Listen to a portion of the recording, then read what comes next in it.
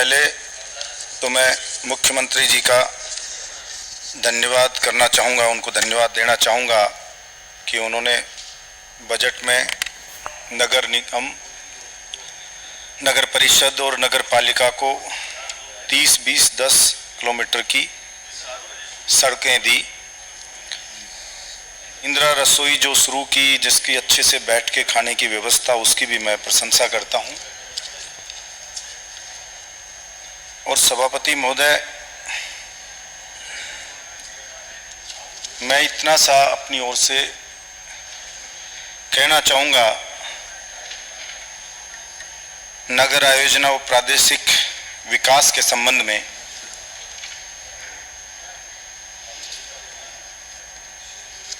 कि पहले जब अवैध कॉलोनी कटती है, जितना वॉल्यूम आप रोज रखते हो ना उतना तो नहीं, लेकिन उसे थोड़ा सा बीच में से रखो आप। जितना रोज वाले जितना तो नहीं, बीच में जितना पहले कॉलोनी अवैध काटी जाती है, सभापति महोदय, लाख में वॉल्यूम पे आ जाए तो पता नहीं विभाग कहाँ सोया रहता है। और जब कट जाती है या अवैध मकान बन जाते हैं, अवैध मॉल बन जाते हैं, फिर उनको सील किया जाता है। और फिर सील करके क्या खेल होता है वो शायद किसी से छुपा हुआ नहीं है। मैंने तो कोई ऐसा उदाहरण देखा नहीं कि सील किया हो और फिर कोई कार्रवाई हुई हो। इवन एक नया खेल देखा मैंने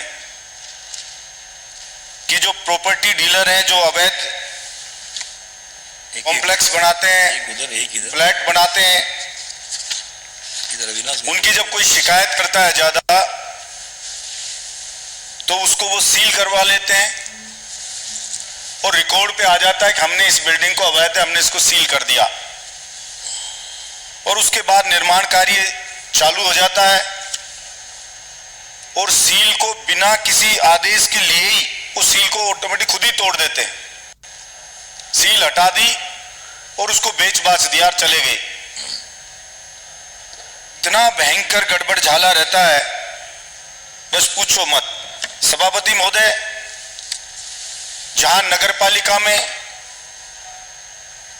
या नगर परिषद है, वहां पे चाहे अगर विभाग चाहे तो वहां पे अच्छी कॉलोनी खुद काट सकते हैं और काट के उनको अच्छे से डेवलप किया जा सकता है। जो प्रॉफिट प्रॉपर्टी डीलर लेकर जाता है उस प्रॉफिट से डेवलपमेंट हो जाए। और मैं तो कहूंगा महंगे नहीं बेचे प्लॉट, जिस रेट में प्रॉपर्टी डीलर बेच सकता है तो विभाग नहीं बेच सकता। सरकार का काम वेलफेयर का है तो करना चाहिए, लेकिन कोई अधिकारी उसमें कोई रुचि नहीं होती उसकी। जब वो कॉलोनी कटती है तो उसकी मंथली आ जाती है, उसके पैसे आ जाते हैं, तो जनता को कोई फैसिलिटी देने से मतलब नहीं है, सरकार को पैसे की जरूरत होती है। तो सभापति महोदय, सरकारें ऐसे ऐसे काम करते हैं सरकार में रह के, मुझे तो कई बार लगता है कि ऐसे काम करने वाले उनका अगर कोई स्वर्ग नरक है तो उनका क्या हश्र होता होगा। सभापति महोदय, 20-20 साल से जयपुर में कॉलोनियां काट दी। 2014 और 18 के बीच में तो 30 कॉलोनियां काट दी और आज तक लाखों रुपए लोगों ने दे दिए गाड़ी खून पसीने की कमाई के, और उनमें आंकड़े झाड़ बोझड़े खड़े। कोई सड़क नहीं, कोई बिजली नहीं, कोई पानी नहीं, कोई सीवर नहीं। इवन ये हाल है कि अगर प्लॉट मालिक अपने प्लॉट को देखने भी जाए ना तो वो जा नहीं सकता, पैदल भी नहीं जा सकता, गाड़ी तो छोड़ो। सभापति महोदय, मैं एक एग्जाम्पल देकर बताना चाहता हूं मंत्री जी को। आनंद लोक और स्वप्न लोक दो ही बता रहा हूं, सीकर रोड पे 6-7 में कटी हुई कॉलोनियां। आप जवाब विधानसभा कहेंगे रोड बना रखी है और विभाग के अधिकारी क्या जवाब देंगे कि नल पानी की जरूरत के हिसाब से आप उपलब्ध करा देंगे। अरे क्या खाक उपलब्ध करा दोगे तुम? जाने का रास्ता नहीं है, वहां पे झाड़ियां खड़ी है, मिट्टी खोद खोद के मंत्री जी वहां से ले गए लोग भर भर के। प्लॉट का नहीं पता अगले को, वो मकान बनाएगा, नल बिजली कब दोगे, कैसे बनाए वो मकान? कोई जाकर के देखे कभी उनको जाकर के? सिर्फ लूट लेके बेच के सरकारी संपत्ति को और खा गए चोर उचक के। सिर्फ बेचो और खाओ। जेडीएम पैसा ले आओ, पैसा ले आए, अब इस रोड को खोद दो, अब यहाँ सीवर डलेगी, अब यहाँ पे पेयजल डलेगी। और सभापति महोदय, मुझे एक जानकार अधिकारी ने बताया, मैंने पूछा भाई ये क्या नाटक चलता है जेडीए के अंदर, कभी रोड नहीं बनी हुई है चमाचम, अब उसको जेसीबी से पाड़ते आ जाते हैं, क्या करोगे? अब नाला इधर शिफ्ट करेंगे, बनती है फिर उसको उखाड़ते आ जाते हैं, क्या करोगे? अब नाला फिर वहीं शिफ्ट करेंगे। मतलब पहले था वही ले आएंगे उसको, और करोड़ों रुपए जनता की गाड़ी कमाई के कमीशन खोर लूट ले जाते हैं।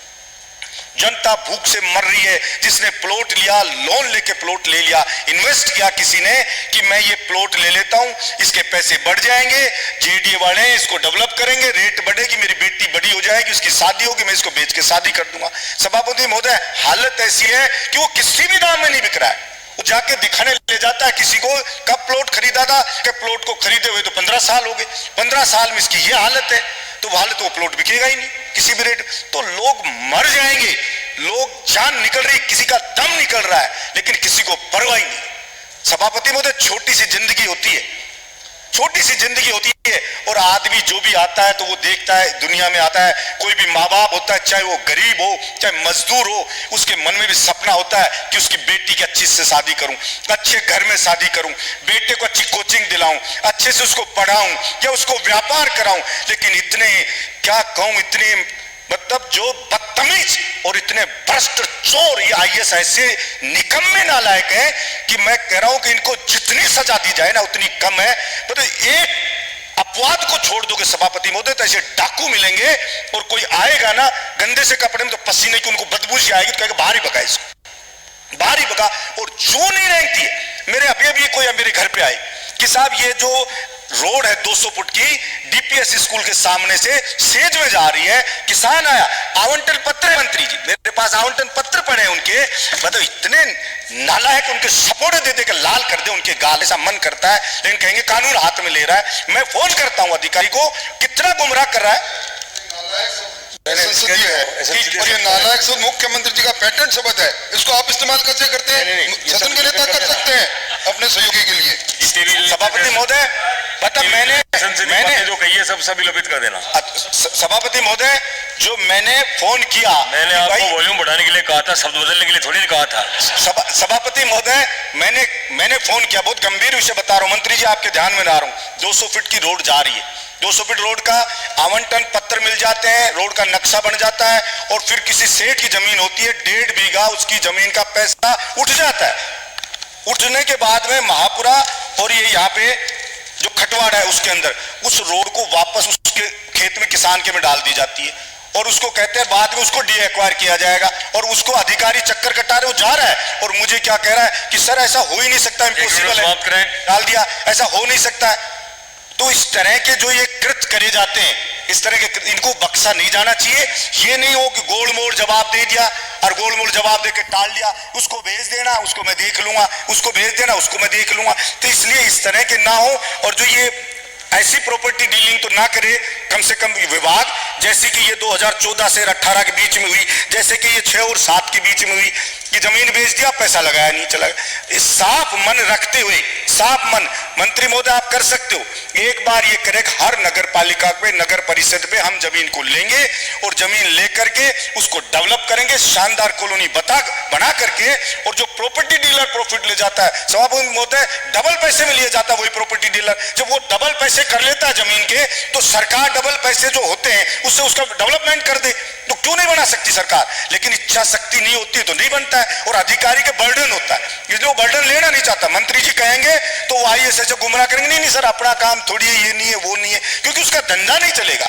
सभापति महोदय, इतना अंधा खेल चलता है, किसी के अंदर रोड है, मेरे बहरोड में पेयजल वाले से एमओयू कर लिया कि साहब रोड है ये बना देगा, और ठीक है बाद में खोद दो, पूरा शहर खुदा पड़ा सभापति महोदय, खोद करके पैसे उठा करके और चला गया साहब पिछली सरकार में जो कॉन्ट्रैक्टर था। अब जाकर मैंने उसको रुकवाया, रोडें खुदी पड़ी, अब वो कहते हैं हम बनाएंगे नहीं, हमने एमओयू साइन कर रखा है। भाई एमओयू कर रखा है, आप कम से कम ये किया जाना चाहिए कि इस हमारी गली को खोदेगा तो इसका पैसा जमा करा दे, विभाग जमा करा दे, वो ना बनाए अपना विभाग बना ले, आपने उसमें छोड़ दिया। तो इसलिए कम से कम, मैं खत्म कर रहा हूं।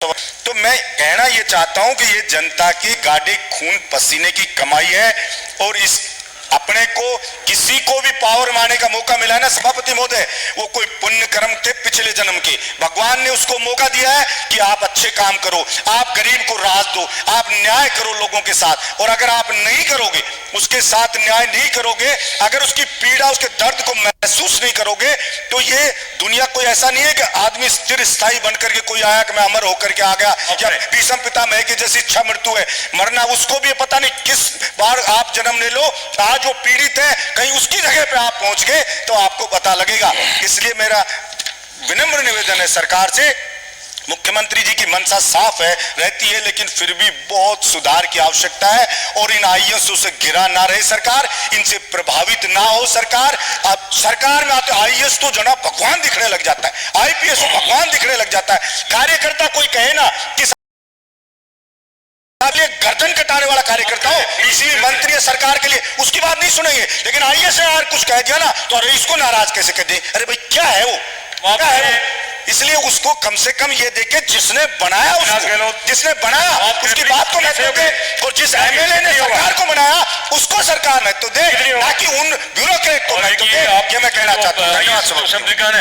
विलोपित कर देना, अधिकारी कर देना उसकी जगह। वो रफ्तार बढ़ा रहे थे साहब, आपने बोला इसलिए। Please please. माननीय सभापति महोदय,